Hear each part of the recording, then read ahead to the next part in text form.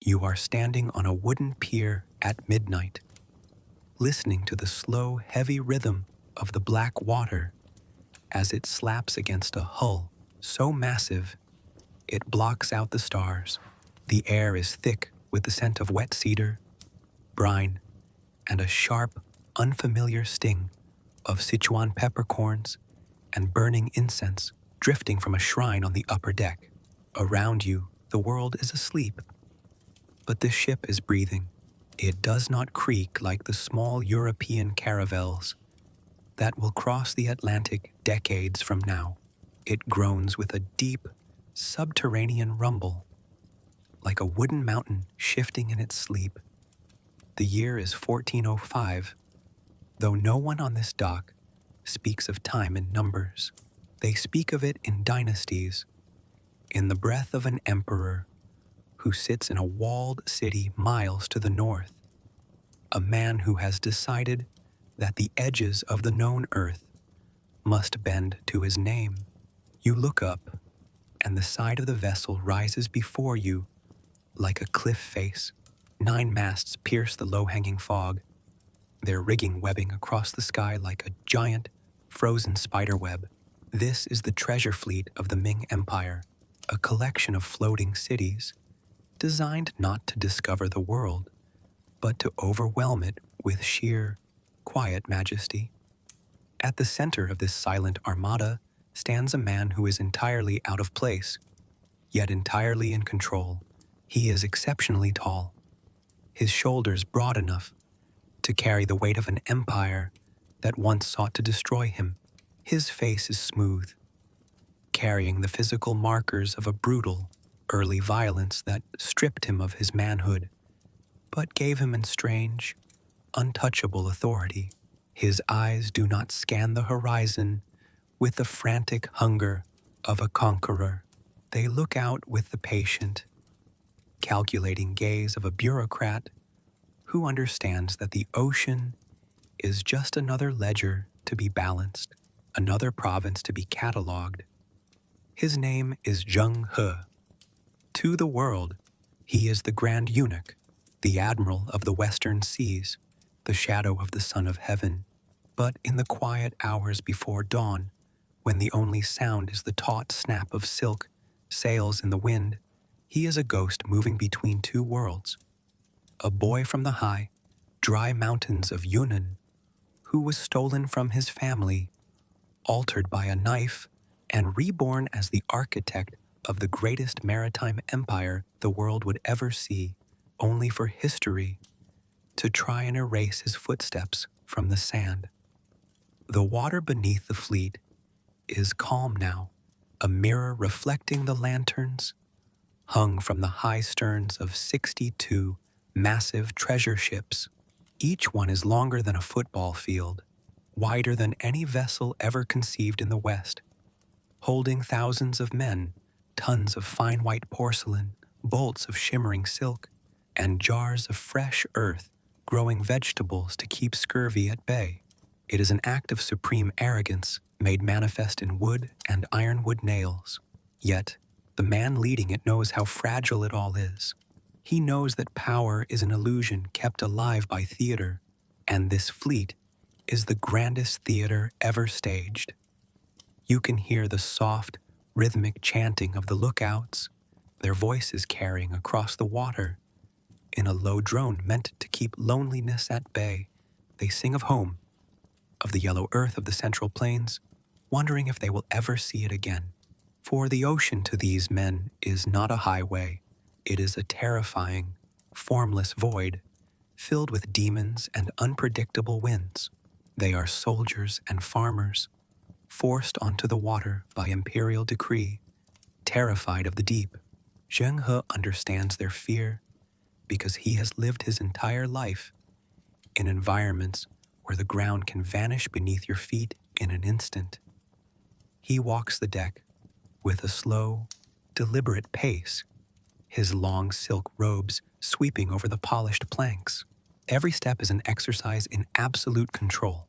In his hand, he holds a piece of thick mulberry paper, a map that is mostly blank, waiting for the ink of his brush to give form to the formless. This voyage is not driven by the desire for gold or lands to colonize. The Ming Empire wants something far more elusive: submission. They want the kings of distant, forgotten islands to look toward the east, and acknowledge that the center of the universe rests in the Forbidden City.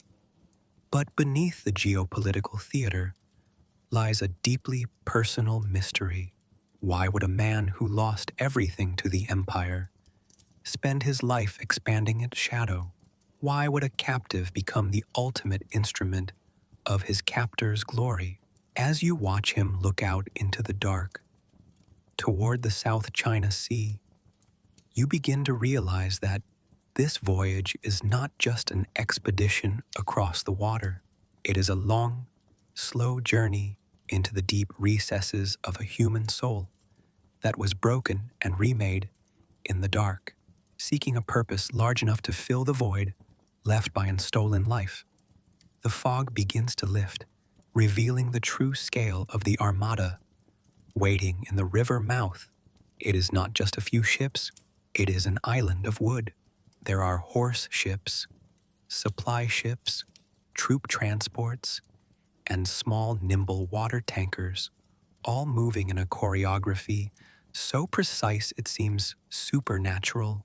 They communicate not with shouts, but with the deep, resonant boom of bronze gongs and the sharp, piercing whistle of banners slicing through the air.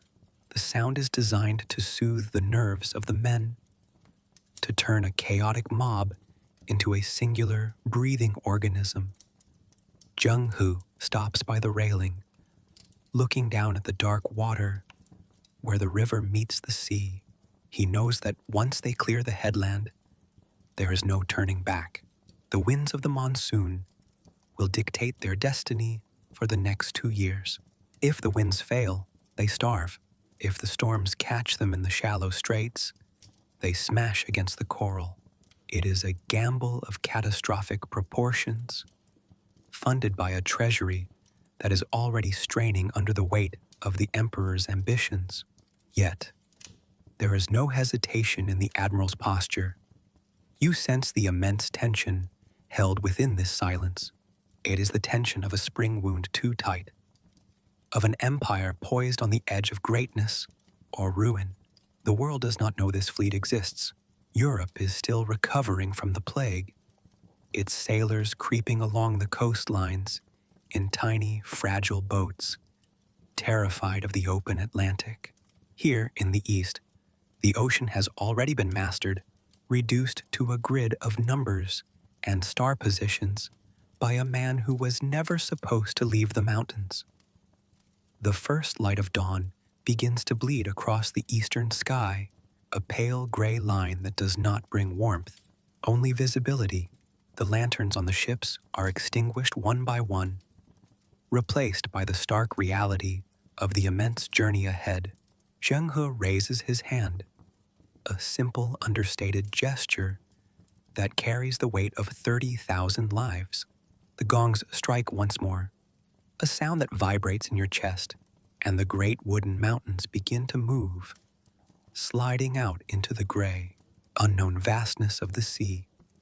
You are standing in the high, thin air of Yunnan, where the mountains rise like jagged teeth against a stark blue sky.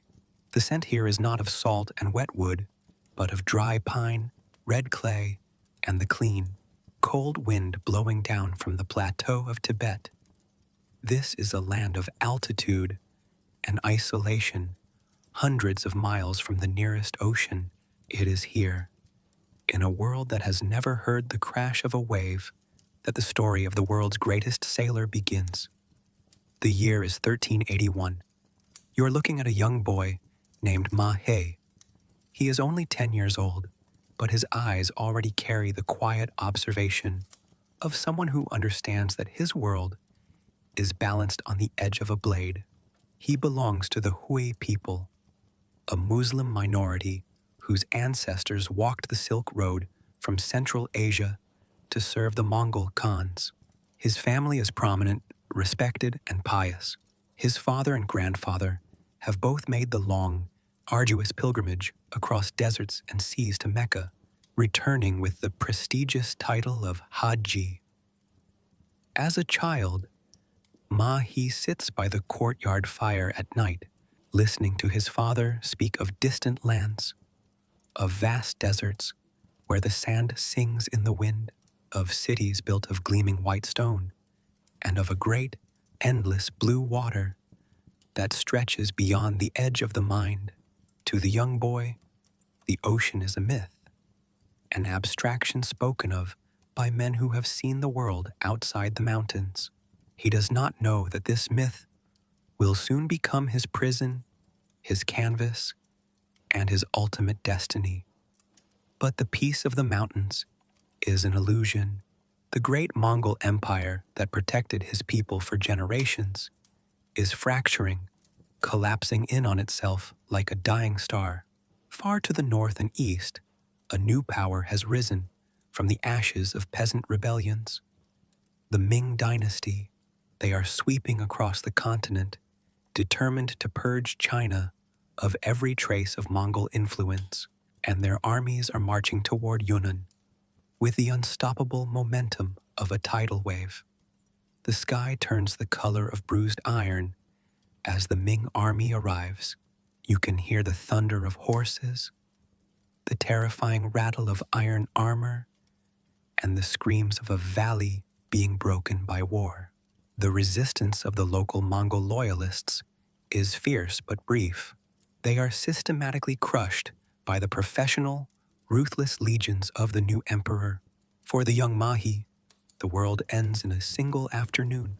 His father dies in the fighting, his home is reduced to ash, and the boy is swept up in the brutal machinery of imperial conquest. He is not killed. For a handsome, intelligent boy of 10, the Ming army has a far more terrifying fate in mind. He is bound, thrown into a cart with hundreds of other children, and marched away from the only mountains he has ever known. The journey is long and agonizing, a slow descent from the fresh air of his youth into the humid, crowded lowlands of central China. With every mile, the air grows heavier, thicker, until the boy feels as though he is breathing water instead of air. They arrive at a military camp where the true price of his survival is extracted. You are forced to witness the cold, clinical horror of the imperial knife. In the Ming system, young captives of war are castrated, transformed into eunuchs to ensure their absolute loyalty to the imperial court. Without a family, without the ability to pass on a name or inherit property, a eunuch exists only as an extension of the emperor's will. They are stripped of their past, their manhood, and their identity.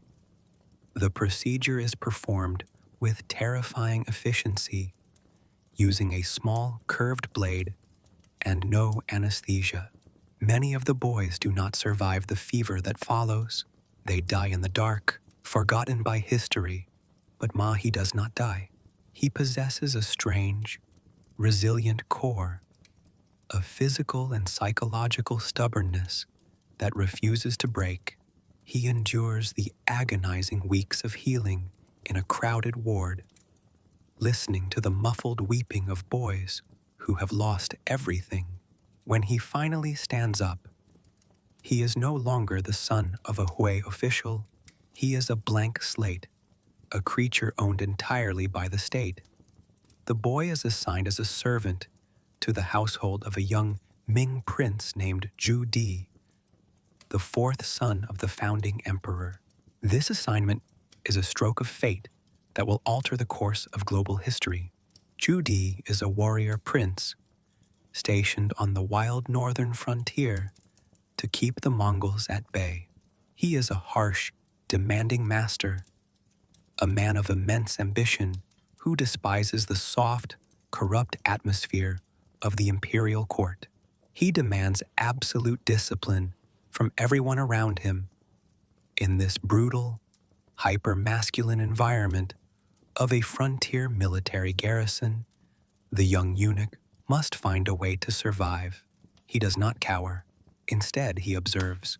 He studies the prince, learning how he thinks, how he plans campaigns, and how he commands men. He realizes that in the palace, knowledge is the only currency that matters. He teaches himself to read and write the complex characters of the classical court language, mastering the texts of strategy, geography, and philosophy. As He grows into his late teens, his body undergoes a strange transformation, a side effect of his early trauma. He grows extraordinarily tall, rising nearly 7 feet above the average soldier. His chest broadens, his voice deepens into a resonant, booming baritone, and his stride becomes long and commanding. He does not look like the soft, effeminate eunuchs of popular imagination. He looks like a giant carved from river stone. Prince Zheng takes notice of this imposing, brilliant young man and moves him from the kitchens to his personal staff. You see the beginnings of an unlikely bond forming between the warrior prince and the captive eunuch. They are both outsiders in their own way. Zheng is mistrusted by his father for his violent ambition, and he is a man without a home or a future. The prince renames him, bestowing upon him the surname Zheng in honor of a brilliant military maneuver the young man performed during a skirmish at a place called Zhenglunba. From this moment on, he is Zheng He. The transformation is complete. The mountain boy has become a soldier of the realm. The final test of his youth arrives when the old emperor dies, leaving the throne not to Zheng, but to a weak, scholarly grandson who immediately begins a campaign to systematically eliminate his powerful uncles. Prince Zheng faces a choice: submit to execution or launch a desperate, treasonous rebellion against his own nephew. He chooses rebellion, plunging China into a bloody 3-year civil war known as the Jingnan Campaign. Zheng He is at the prince's side through every bloody battle. He proves himself to be a master tactician, managing logistics, moving armies across flooded rivers, and fighting on the front lines with a massive iron spear. He sees cities burn. He sees rivers choked with the bodies of his countrymen, and he learns the cold, mathematical reality of power. He learns that history is not written by the righteous, but by the survivors. In 1402, Zhudi's forces storm the capital of Nanjing. The imperial palace is set on fire, and the young emperor vanishes into the smoke, his body never found. Zhudi ascends the throne as the Yongle Emperor, the perpetual happiness emperor. But his crown is stained with the blood of thousands. He is surrounded by enemies, plagued by paranoia, and desperate to prove to the world that his usurpation was ordained by heaven. The new emperor looks at his trusted giant, the eunuch who helped him steal the world. He needs someone who is utterly loyal, someone who has no family ties to betray him, and someone with the brilliant intellect required to execute a project of unimaginable scale. The emperor does not want to look inward at a bloody, divided China. He wants to look outward, to project an image of terrifying, magnificent power to the ends of the known universe. He turns to Zheng He and gives him a command that will change the oceans forever. You are standing on the muddy banks of the Yangtze River at Longjiang, just outside the capital city of Nanjing. The air is thick with the suffocating heat of an eastern summer, and the sharp, chemical tang of boiling tung oil, raw hemp, and green timber. All around you, for miles along the riverbank, the earth has been hollowed out into massive, stone-lined trenches. These are the dry docks of the Dragon, a top-secret industrial complex where thousands of shipwrights, carpenters, blacksmiths, and sailmakers are working under penalty of death. The year is 1403. The Yongle Emperor's decree has shattered the quiet rhythm of the empire. China will build a fleet the likes of which the world has never seen, and Zheng He will be its architect. You watch the giant move through the sawdust clouds, his long silk robes pinned back, his boots caked in river mud. He is no longer a soldier wielding an iron spear. He is a master of logistics, overseeing an economic mobilization that rivals the construction of the Great Wall.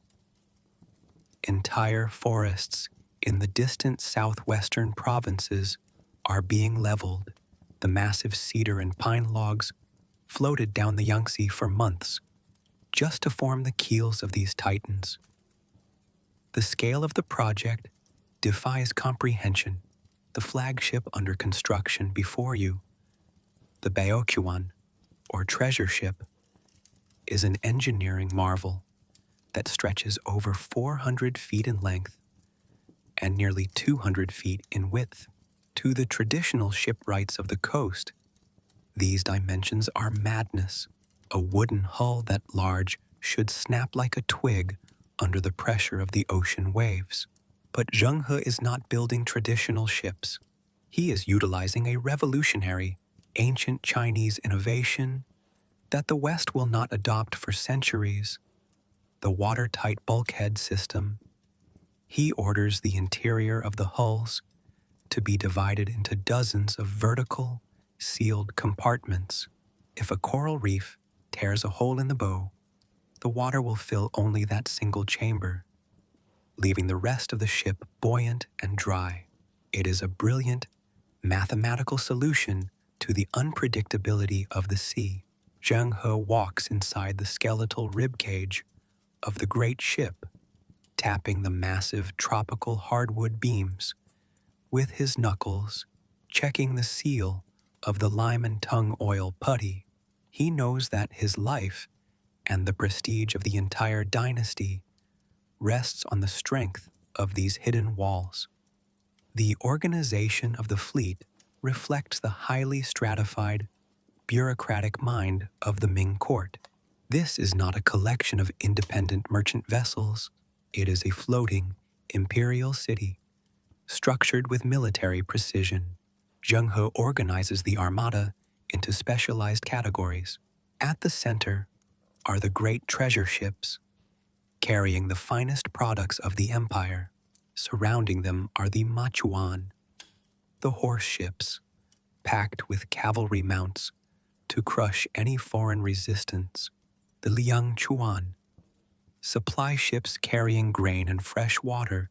The Zuchuan, troop transports, and the Zhanchuan, swift, nimble warships armed with early gunpowder weapons, flamethrowers, and massive crossbows. To man this leviathan, Zheng He requires an army of over 28,000 individuals. He does not just recruit sailors, he handpicks diplomats, astrologers, physicians, scholars who speak Arabic and Persian, accountants, and Buddhist, Muslim, and Taoist priests to appease every god of the horizon.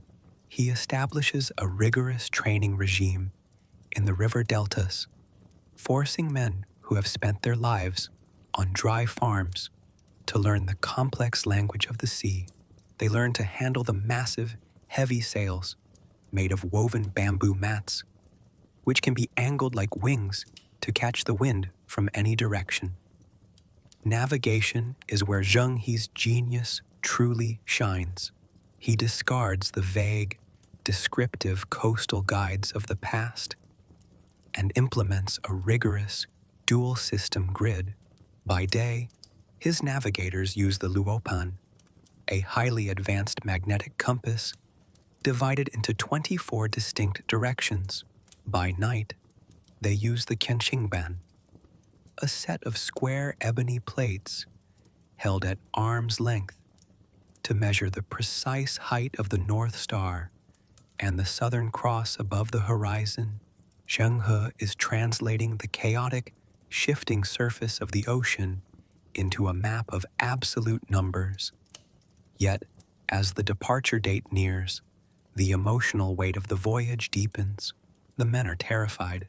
They are leaving the Middle Kingdom, the center of civilization, to sail into the Yinghai, the boundless, misty ocean filled with tales of sea monsters and cannibal islands.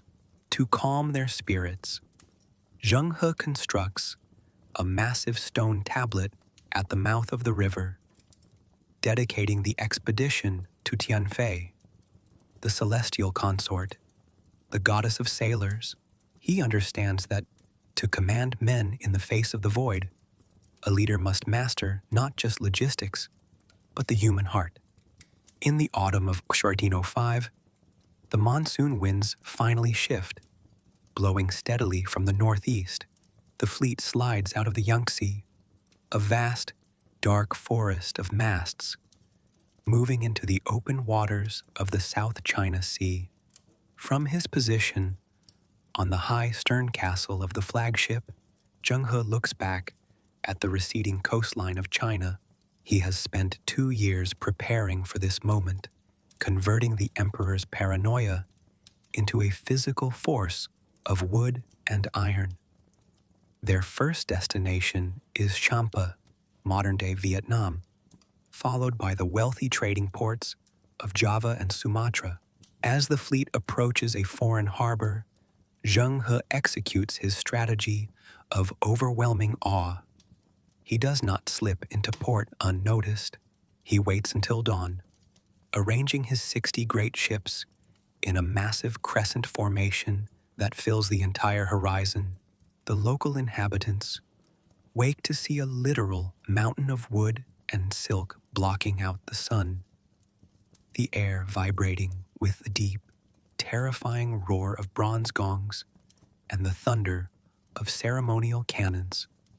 Before a single soldier steps ashore, the political message is delivered. Zheng He lands with a grand procession of officials, clad in heavy crimson silk, escorted by hundreds of armored guards. He presents the local king with gifts of unbelievable luxury, delicate porcelain bowls that ring like bells when struck, rolls of silk embroidered with gold thread, and iron agricultural tools. Then, the ultimatum is delivered, wrapped in polite courtly language. Acknowledge the Yongle Emperor as the supreme ruler of the world. Pay a symbolic tribute or be crushed. Most rulers take one look at the armada filling their bay and immediately bow. They realize that resistance is not just futile, it is suicide. They offer gifts of local spices, rhinoceros horns, and exotic birds, and agree to send envoys back to China on Zheng He's ships to prostrate themselves before the dragon throne. Zheng He records it all in his ledger. He has successfully extended the shadow of the emperor over thousands of miles without spilling a single drop of blood. But the true test of Zheng He's leadership occurs in the Malacca Strait, the narrow, treacherous choke point between Sumatra and the Malay Peninsula. This is the undisputed territory of Chen Zuyi, one of the most feared and powerful pirates in Asian history. Chen Zuyi commands a fleet of hundreds of fast, light pirate vessels, terrorizing the trade routes and exacting a bloody toll from any merchant ship that dares pass through the strait. He views the Ming fleet not as an empire to be feared, but as the ultimate prize. Chen Zuyi attempts a brilliant deception. He sends an envoy to Zheng He, offering his total surrender and promising to pay tribute to the emperor. It is a trap.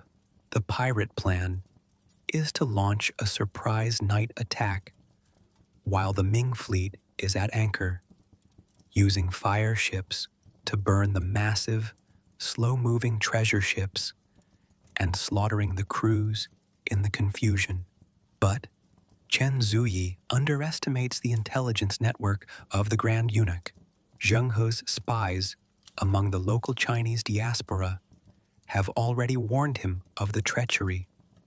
When the pirate fleet strikes under the cover of a moonless night, they do not find a sleeping giant. They find a trap waiting to snap shut. Zheng He has positioned his swift Jianchuan warships in the shadows, completely hidden. As the pirate boats approach, the night explodes into fire. The Ming ships unleash a devastating barrage of incendiary rockets, gunpowder bombs, and heavy stones from their catapults. The narrow strait becomes a roaring furnace of burning wood and screaming men. Zheng He commands the battle from the upper deck, his voice booming over the din of war. He does not allow the pirates to use their speed.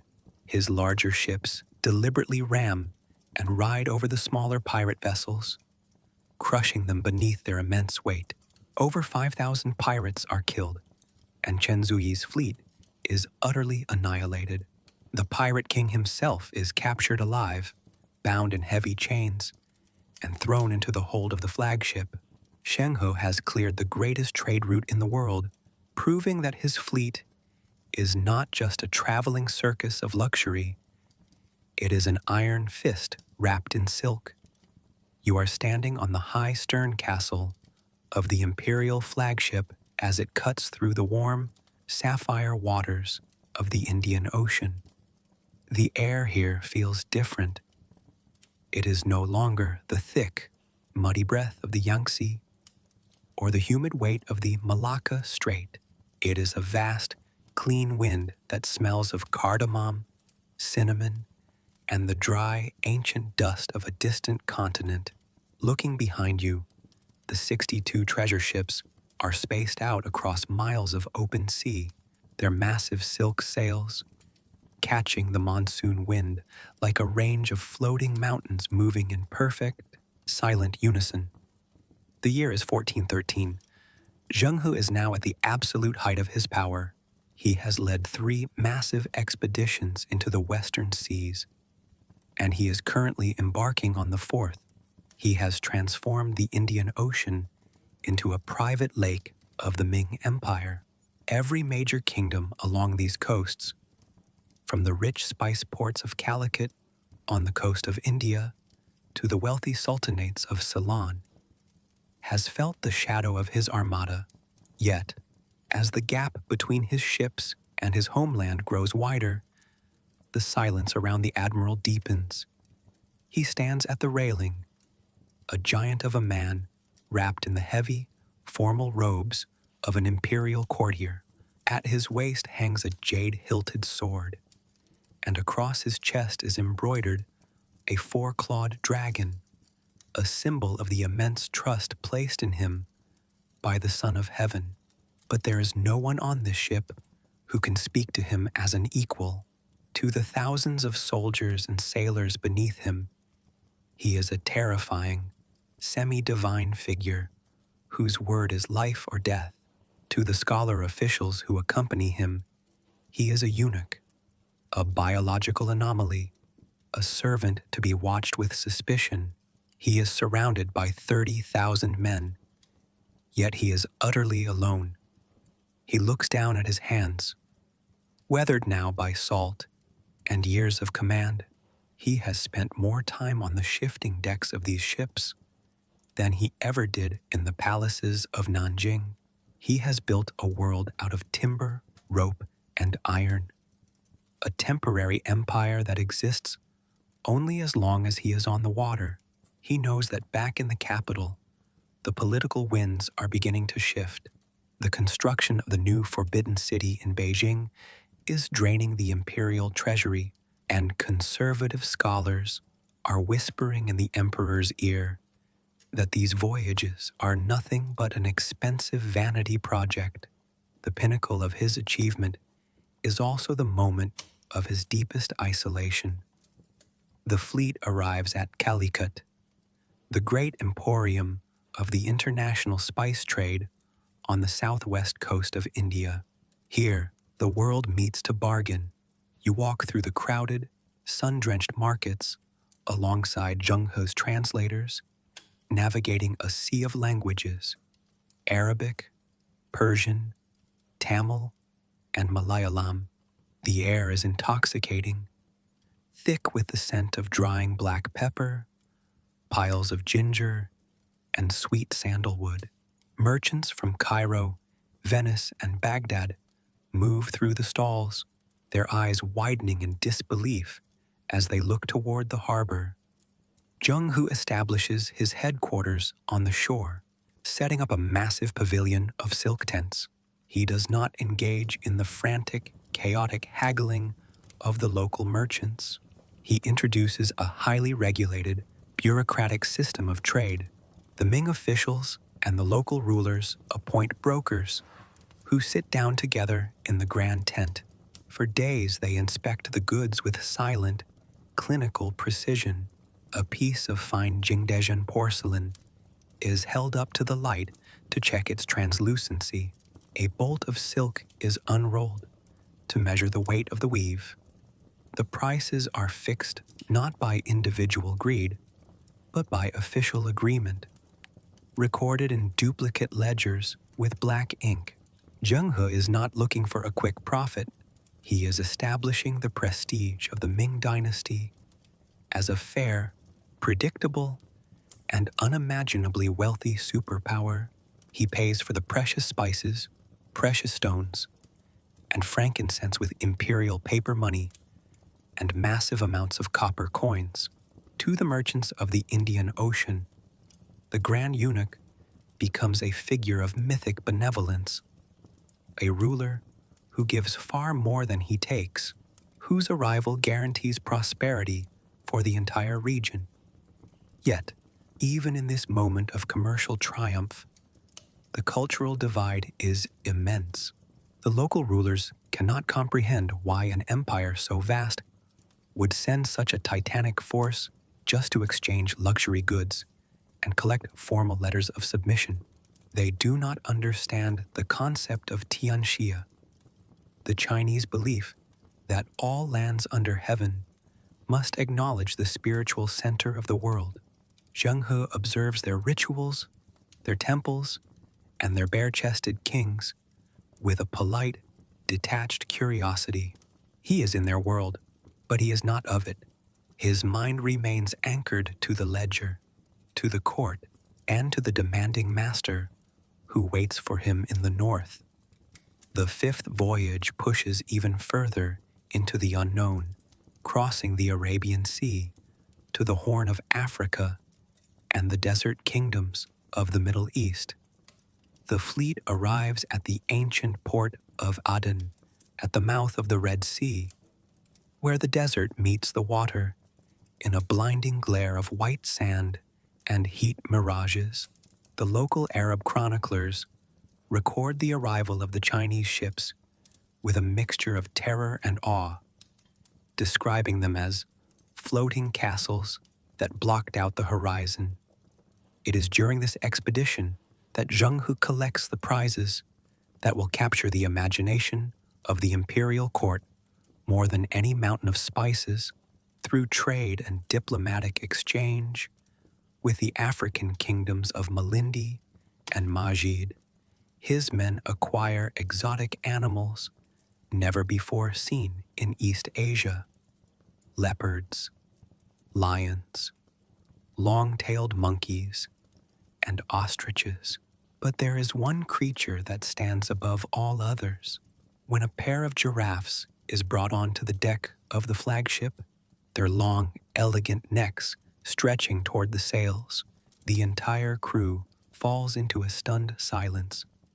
To the Chinese mind, the giraffe is not merely an exotic animal, it is the qilin, the mythical beast of Confucian legend, whose appearance is a sign of supreme cosmic favor.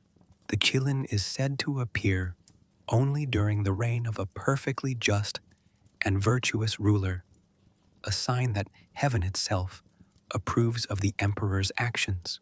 Zheng He realizes the immense political value of this discovery.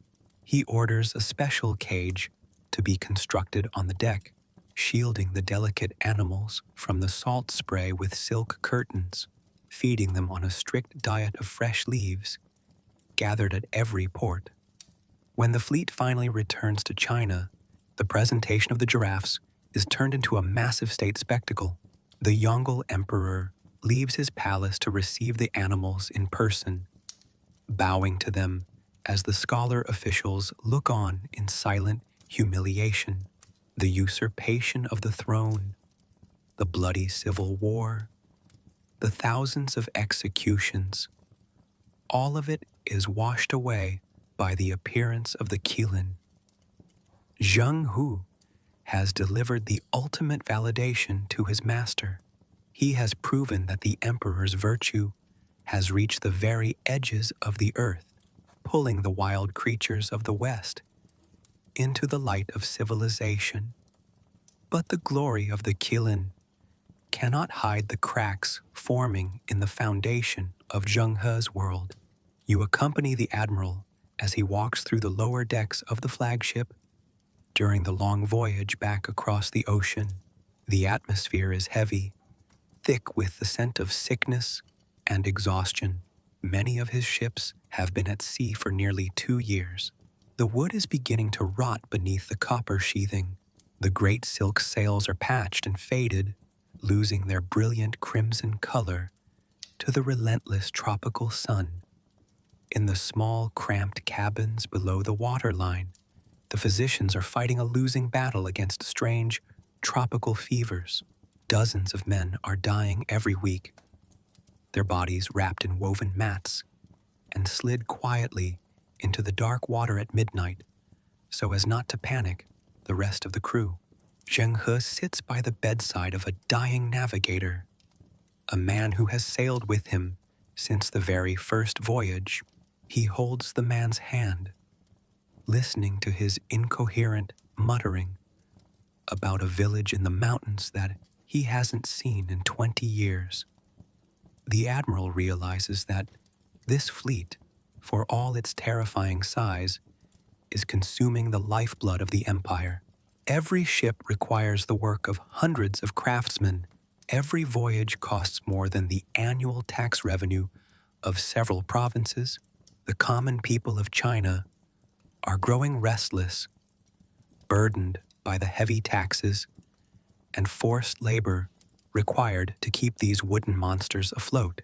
The prestige he has built across the ocean is balanced on a knife edge of economic ruin. He climbs back up to the deck as the sun begins to set, casting a long golden light across the endless expanse of the water. He is at the absolute peak of human achievement, a man who has redrawn the map of the world and commanded the largest armada in human history. Yet, as he looks out at his ships, he knows that they are nothing but shadows on the water. The moment he stops, the moment the emperor dies, the ocean will claim its own, and the silence he has fought so hard to fill will return, cold and absolute. You are standing in the grand courtyard of the imperial palace in Beijing, but the air here does not taste of the open sea. It is thick with the sulphurous bite of coal smoke, the cold gray dust of the northern plains, and the heavy, suffocating silence of a court gripped by fear. The year is 1424. The great Yongle Emperor, the warrior prince who snatched the throne from his nephew and unleashed the treasure fleet upon the world, is dead. He perished on a grueling military campaign in the harsh wastes of Mongolia, far from the grand ships he commissioned. With his death, the world shifts overnight. You see the new ruler, the Hongxi Emperor, ascend the throne. He is a sickly, scholarly man who has spent his entire life under the shadow of his aggressive father, detesting the massive military expenditures that drained the blood and treasury of China.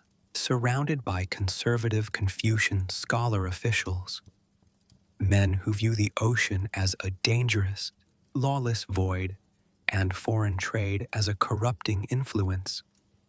The new emperor issues an imperial edict before his father's body is even cold. All voyages of the treasure ships are to be stopped immediately. Zheng He stands at the back of the audience hall, a towering figure made irrelevant by a stroke of a scholar's brush. The orders are mercilessly clear. The building of new ships is banned. The logging of timber in the southern forests is halted. The sailors, navigators, and shipwrights are disbanded, sent back to their ancestral villages to pull plows through the mud or reassigned to build fortifications on the Great Wall. The great wooden mountains, resting in the shipyards of Longjiang, are left to sit in the stagnant river water, their hulls rotting, their rigging snapping in the wind like cobwebs. The political faction that hated the eunuchs has won. To the Confucian scholars, the Grand Admiral is not a hero. He is a dangerous symbol of the previous regime's extravagance. They look at his maps and his ledgers, not as treasures of human knowledge, but as dangerous provocations. Zheng He is stripped of his naval command and appointed as the military commandant of Nanjing, a ceremonial exile disguised as an honor. He is sent back to the city where his journey began, tasked with maintaining a decaying capital while the world he built slowly dissolves around him. For 6 long years, the admiral lives in a twilight world. You walk with him through the silent, abandoned dry docks of Longjiang. The great stone trenches where the Baekuan were once born are now overgrown with weeds and choked with silt. The skeletal ribs of half-finished hulls rise from the mud like the bones of extinct leviathans. Zheng He walks among them, his giant frame slightly bent now, his hair turning the color of sea foam. He can hear the phantom sounds of his youth, the roar of the gongs, the crack of silk sails, the voices of 30,000 men shouting in unison. But when he opens his eyes, there is only the cry of crows nesting in the rotting timbers. But history has one final twist for the aging admiral. In 1425, the Hongxi emperor dies suddenly after a reign of less than a year. His son, the Xuande emperor, takes the throne. The new young emperor possesses a spark of his grandfather's grand ambition. He looks out at a world where China's influence has begun to fade. Distant kingdoms have stopped sending tribute, and pirate fleets are once again creeping back into the Malacca Strait. The emperor realizes that the empire has grown inward, turning its back on the world, and he wants to project the dragon's shadow one last time. In 1430, the imperial summons arrives in Nanjing. Zheng He is ordered to assemble what remains of the fleet and undertake one final voyage to the Western Ocean. It is an act of historical nostalgia, an attempt to revive a dying era. But the empire is fractured, its resources strained, and the experienced crews of his youth are gone. The admiral must rebuild his armada from the scraps of a dying industry, patching together old hulls and recruiting young, untried farmers who have never seen the horizon. As the ships slide down the Yangtze, for the 7th time, the mood is profoundly different from the triumphant launches of the past. There is no joy in this departure. It feels like a funeral procession for an age that has already passed. Zheng He stands at the bow of his patched flagship, looking out at the gray water. He is nearly 60 years old, an ancient age for a sailor of his era. He knows that he is not just sailing toward the west. He is sailing toward his own twilight, carrying the final, fading breath of an empire's dream. The 7th voyage retraces the path of his youth, moving through Champa, Java, and Malacca, across the great blue expanse to Calicut. Everywhere they go, the people greet the return of the giant admiral with astonishment, as if a ghost from their childhood has materialized from the sea. But Zheng He moves through these ports with a quiet, melancholy detachment. He spends his time not in the grand palaces of kings, but carving two massive stone steles at Changle and Liuhejia on the Chinese coast before they left, recording his deeds for prosperity. You read the characters he carved into the hard granite, his voice echoing through the words. We have traversed more than 100,000 li of immense water spaces and have beheld in the ocean huge waves like mountains rising sky high. We have set eyes on barbarian regions, far away hidden in a blue mist of light. It is the testament of a man who knows that his footsteps are about to be erased. He is writing his own epitaph, pleading with a future he will never see to remember that China once held the key to the world in its hands. As the fleet prepares to cross the Arabian Sea toward the coast of Africa, the physical toll of a lifetime of trauma and hardship finally catches up with the admiral in the spring of 1433. While the ship is anchored in the hot, stagnant waters off the coast of Calicut, Zheng He falls gravely ill, the formidable body that survived the knife of his childhood, the brutal wars of the northern frontier, and the typhoons of the open ocean begins to fail. He lies in his small cabin on the upper deck, the sound of the waves he mastered, mocking the stillness of his room. His final hours are spent in a fevered delirium, trapped between the worlds he inhabited. He speaks in the language of his childhood, calling out for the high, cold mountains of Yunnan. Then he commands his ships to drop anchor in the dialect of the Ming court. Then he mutters the prayers of his ancestors to the god of the desert. He is a man who was stripped of everything that made him human, who built a universe out of his exile. And now, at the edge of the world, that universe is dissolving into the dark. On a quiet night in April 1433, the breathing of the giant stops. The Grand Admiral, the shadow of the Son of Heaven, is dead. The crew is shattered by the loss, paralyzed by a grief that threatens to capsize the entire expedition. By imperial law and maritime necessity, a body cannot be kept on a ship in the tropical heat. His officers face a terrible choice: carry him back to an empire that may empty his grave, or leave him to the ocean that truly owned him. Under the cover of a moonless night, the flagship slows to a halt in the deep, black waters of the Indian Ocean. You watch as his body, wrapped in layers of heavy silk and weighted with iron chains, is brought to the gangway.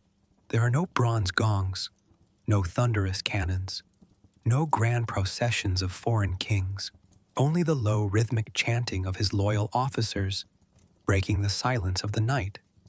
The ropes are cut, the bundle slides into the water with a soft, clean splash, breaking the mirror of the stars, before vanishing into the absolute, crushing darkness of the abyss.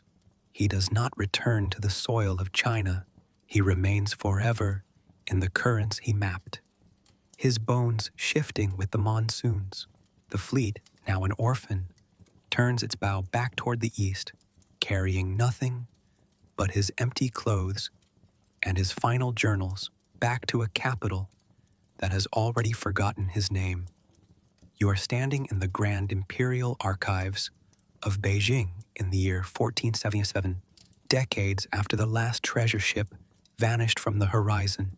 The room is cold, smelling of dried ink, vinegar used to keep insects away, and the slow yellow decay of millions of sheets of rice paper. The silence here is not the peaceful quiet of the ocean, it is the suffocating stillness of an intentional grave. A senior scholar official named Liudaxia stands before a massive wooden chest, his face illuminated by a single flickering candle. In his hands, he holds the logs, the star charts, and the meticulously kept ledgers of Zheng He's 7 voyages. These papers contain the coordinates of every reef from Nanjing to East Africa, the diplomatic records of dozens of kingdoms, and the architectural blueprints for the greatest ships ever built. Liudaxia does not read them with wonder. He looks at them with a cold, ideological fury. To him, these papers are a testament to madness, a record of a time when the empire lost its mind and looked outward instead of inward. With a deliberate, unhurried movement, the scholar walks to a brazier in the corner of the room. He drops the records of the Grand Eunuch into the flames, one by one. You watch the thick mulberry paper curl and blacken, the meticulously drawn maps of the Indian Ocean dissolving into gray ash and sparks that float up into the dark rafters. It was not a foreign enemy that destroyed the legacy of the treasure fleet. It was China's own bureaucracy. The scholar officials went so far as to systematically falsify the official dynastic histories, minimizing Zheng He's achievements, turning a giant who commanded 30,000 men into a footnote, a bizarre anomaly to be forgotten. The destruction is absolute. The shipyards at Longjiang are ordered to be permanently filled with dirt, converted into rice paddies so that the earth itself forgets the shape of a keel. The remaining blueprints are burned, and it becomes a capital offense to construct a ship with more than 2 masts. China slams its doors shut, retreating behind its walls, turning its back on the sea at the exact historical moment that European ships are beginning to edge down the coast of Africa. The greatest maritime empire in human history is erased from the consciousness of the very nation that created it. But history is a stubborn thing. You cannot bury 30,000 men's worth of memories in the mud of the Yangtze without something bleeding through. As the centuries press on, the reality of Zheng He's voyages begins to warp, transforming from historical fact into the ethereal stuff of folklore and myth. Along the coasts of Malaya, Java, and Sumatra, where the giant admiral once landed with his mountain of wood, he is no longer remembered as a bureaucratic servant of a distant emperor. He is remembered as a god. You walk through the incense-choked halls of the Sampu Kong Temple in Semarang, Indonesia. Here, the air is thick with the sweet, heavy scent of burning sandalwood and the flickering red glow of thousands of candles. At the center of the altar sits a massive gilded statue of a man with broad shoulders, smooth features, and the distinct robes of a Ming official. The local people, both Chinese diaspora and native Javanese, bow before him, offering prayers for safe journeys and prosperity. They call him Sam Po Kong, the 3-shaft eunuch. In their legends, he is a magical figure who healed the sick, cleared the channels of demons, and brought civilization to the islands. The historical Zheng He, the broken boy who was a tool of imperial geopolitical theater, has been entirely replaced by a benevolent deity of the sea. The physical evidence of his voyages may have been burned in Beijing, but his spirit took root in the soil of the lands he visited, preserved by the descendants of the merchants who once looked out at his fleet in awe. This is the great irony of his legacy. The empire that broke him and used him to project its vanity completely discarded his memory, while the foreign lands he forced into submission built shrines to his name. The maps were lost, but the cultural landscape of Southeast Asia was permanently altered, stitched together by the commercial networks and Chinese communities that his fleet first protected and legitimized. The modern world has forced a resurrection of the Grand Admiral, pulling him from the shadows of myth back into the harsh light of global politics. If you look at the geopolitical chessboard of the 21st century, you see the name of Zheng He, invoked not in prayers, but in diplomatic speeches and naval strategies. The nation that once burned his charts has spent billions building a massive modern navy, and they have chosen the Grand Eunuch as their historical mascot. He is repackaged for a modern audience as the emissary of peace. The official state narrative emphasizes that unlike the European explorers who followed him, the Columbuses, the Da Gamas, the Magellans who brought colonization, slavery, and conquest in their wake, Zheng He brought trade, gifts, and cultural exchange.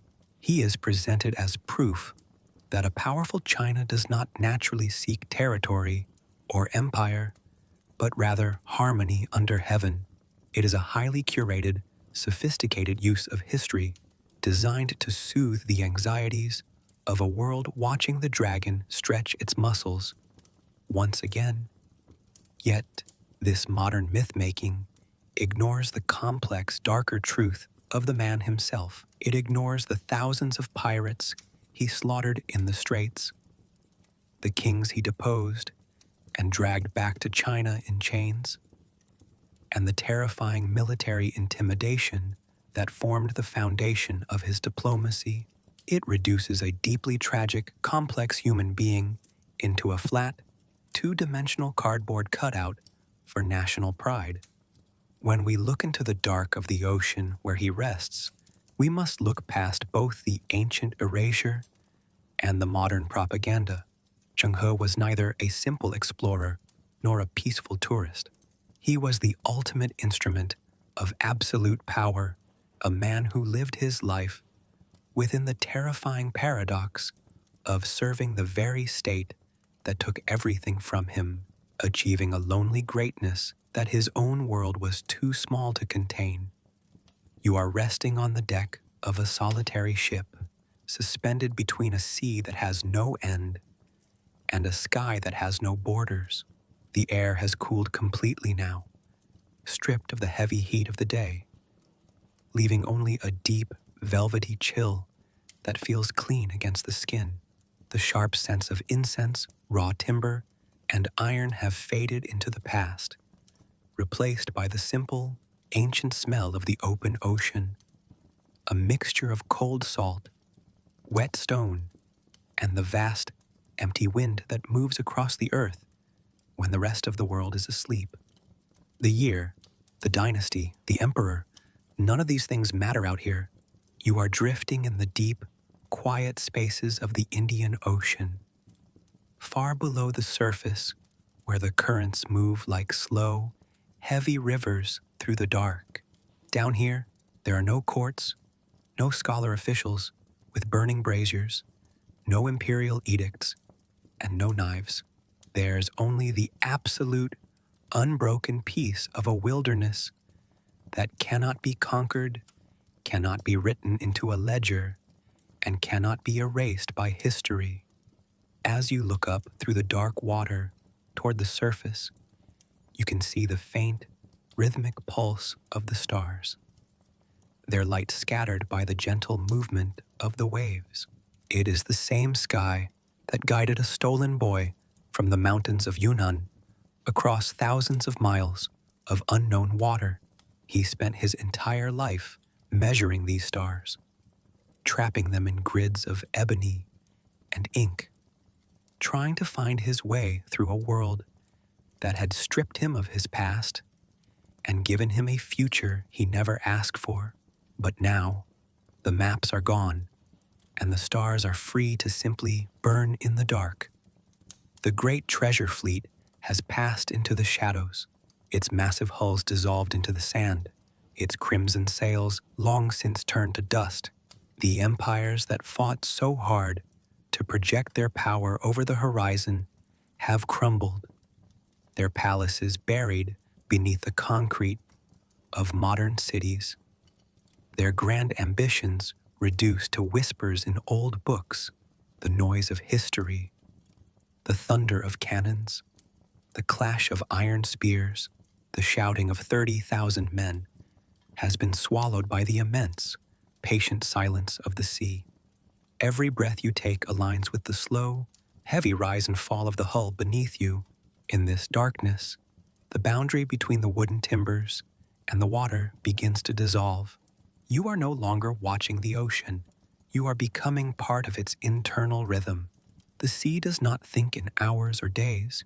It measures time in the shifting of continents, the wearing down of mountain peaks, and the slow crystallization of salt on the floor of the abyss.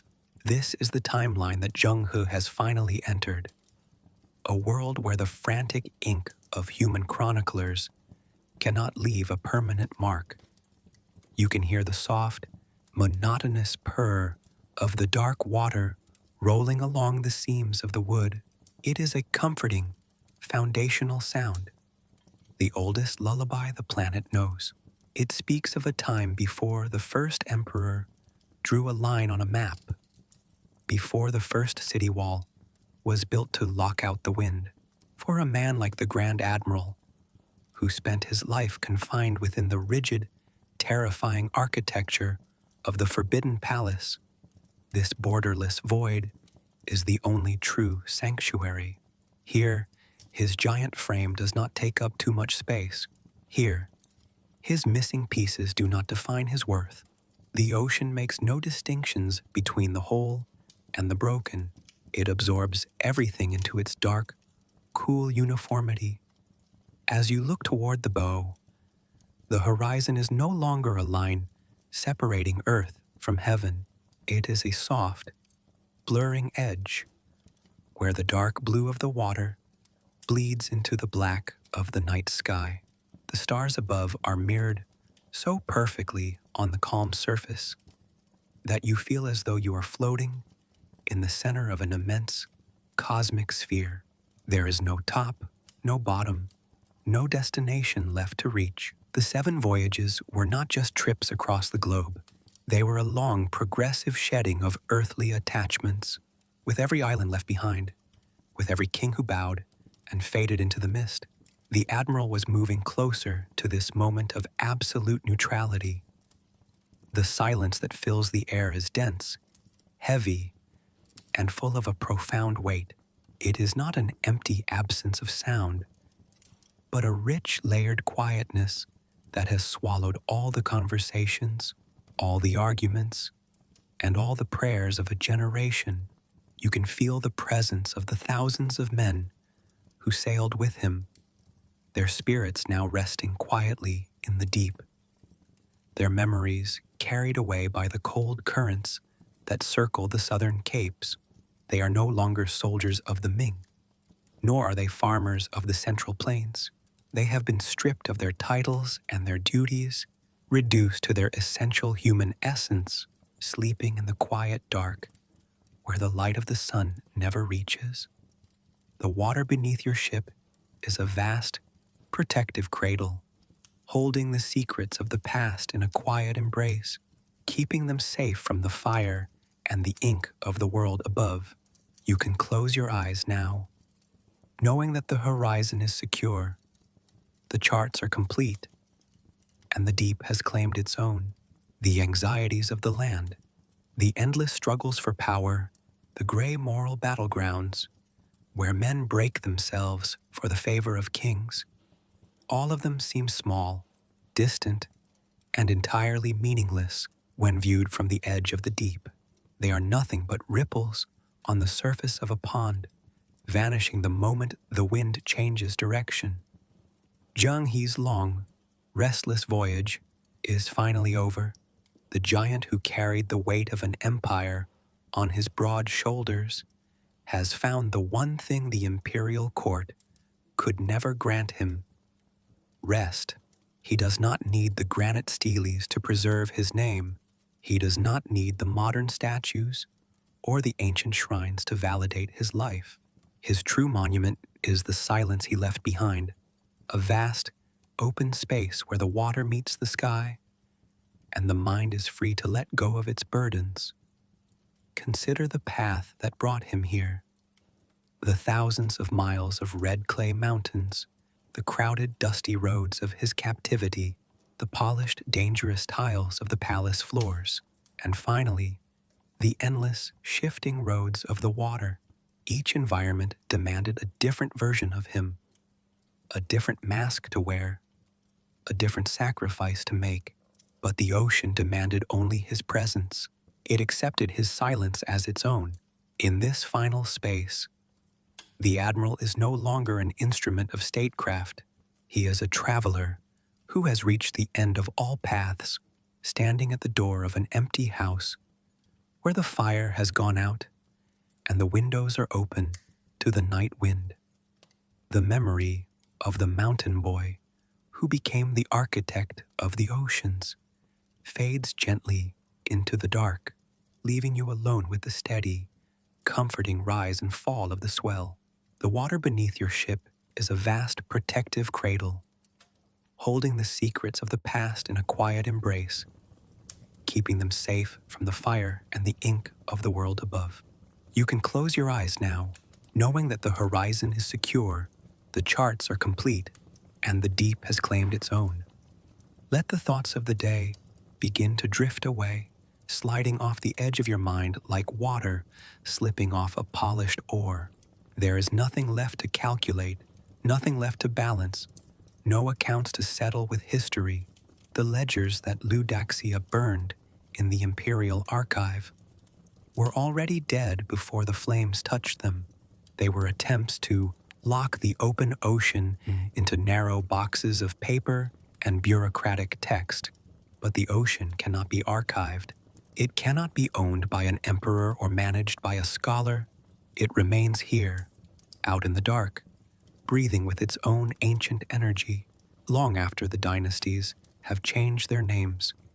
You can feel the heavy, cool dampness of the night mist settling on the wood of the deck, smoothing out the rough grain, cooling the iron fittings that hold the timbers together.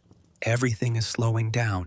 The deep, internal vibration of the ship has settled into a soft, pochty, undetectable pulse that matches the steady rise and fall of your chest. The world ashore is full of voices demanding answers, demanding action, demanding progress.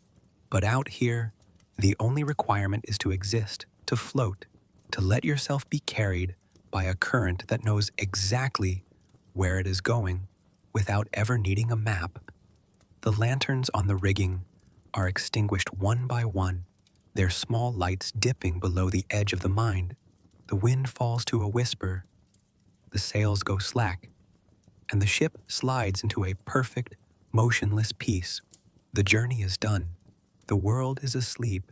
Let the cold, quiet water carry you down into the deep, unbroken stillness of the final slumber. Think of the immense dark spaces that lie beneath the keel, miles of undisturbed water where the light of the sun has never penetrated, where the pressure is a uniform, comforting weight that holds everything in its proper place. In those deep trenches, there is no storm, no wind, no change of seasons. It is an environment of absolute constancy, a timeless world that has remained unchanged since the beginning of creation. This is where the narrative of the treasure fleet ultimately resides, not in the noisy histories of the land, but in the quiet, eternal custody of the abyss. The stars above continue their slow, ancient dance across the black dome of the sky, their movements so distant and massive that they make the ambitions of human empires seem like the spinning of dust motes in a sunbeam. Zheng He understood this distance. He knew that when he looked through his ebony plates at the North Star, He was looking at something that did not care about the Ming Dynasty, something that would remain fixed in the heavens long after the Forbidden City had become a memory. This realization was his true compass, not the magnetic needle floating in its cup of oil, but the deep, internal understanding that all human power is temporary, a brief flash of fire in an endless night. Let yourself sink further into this understanding. Let the weight of your own responsibilities, your own histories, your own unwritten maps dissolve into the dark water that surrounds you. You do not need to hold the horizon together. It holds itself. You do not need to find the way home. The current is already carrying you there. The ship is safe, the water is calm, and the night is long. Listen to the absolute lack of friction in the world right now. The sails are no longer strained against the wind. They hang like soft, heavy curtains, damp with the moisture of the sea. The rudder is still, held in place by the gentle pressure of the deep current. The men below decks are sleeping, their faces smoothed by the darkness, their dreams no longer filled with the terrifying monsters of the uncharted margins, but with the simple, quiet images of a world without borders. They are safe. The Admiral has brought them to the ultimate harbor, a place where no one can follow, where no orders can reach them. The ocean is a vast forgetting. It washes clean the blood from the iron spears. It dissolves the ink from the imperial edicts, and it wears away the names carved into the hard granite monuments. It returns everything to its original, elemental form. In this space, the broken boy from Yunnan is finally reunited with the old man who died at Calicut. The space between them, filled with so many miles of water and so much human suffering, is closed up, healed by the dark, uniform cold of the deep. They are no longer separate chapters in a tragic history. They are the same book, closed at last and placed on a shelf that no longer moves. The darkness is not a wall. It is an invitation. It invites you to let go of the need to see what lies ahead, to trust that the water will hold you even when you cannot see the bottom. It invites you to step out of the bright, noisy rooms of your daily life and sit for a while on the dark deck of this ghost ship, listening to the oldest conversation on Earth, the quiet, steady murmur of the sea talking to the night sky. The movement of the ship is so gentle now that it feels as though it is standing still in the center of the universe. The water doesn't break against the hull. It cradles it, lifting it with a slow, rhythmic patience that makes your own breathing grow longer, deeper, and more relaxed. Each inhalation brings the cool, clean scent of the boundless ocean into your lungs. Each exhalation releases a little more of the tension you have carried from the shore. You are sinking deeper into the soft, dark fabric of the night. The stars are beginning to dim slightly, not because the dawn is coming, but because the fog is rolling in from the south. A thick, soft blanket of gray moisture that isolates the ship even further from the rest of the world. The fog wraps itself around the masts, softening the sharp lines of the rigging, turning the great treasure ship into a cloud that floats on a sea of shadows. It is a world without edges, without definitions, without demands. It is the perfect place to leave the story behind. Let the words fade from your awareness, leaving only the sound of the water and the deep internal sense of peace that comes from knowing the voyage is finished. There are no more ports to discover, no more ledgers to sign, no more emperors to satisfy. The grand design has been executed. The shadow has been cast, and now the light is being turned down slowly, gently, until there is nothing left but the dark, quiet majesty of the open sea. You can feel the ultimate slumber approaching like a slow, deep wave from the center of the ocean. It is a wave that doesn't break, doesn't destroy. It simply lifts you up and carries you into a space where there is no more time, no more movement, no more thought. It is the destination that Zheng He was searching for through all his 7 voyages, the place where the noise of the world finally runs out of energy and stops. The water is still, the sky is dark, the ship is at peace.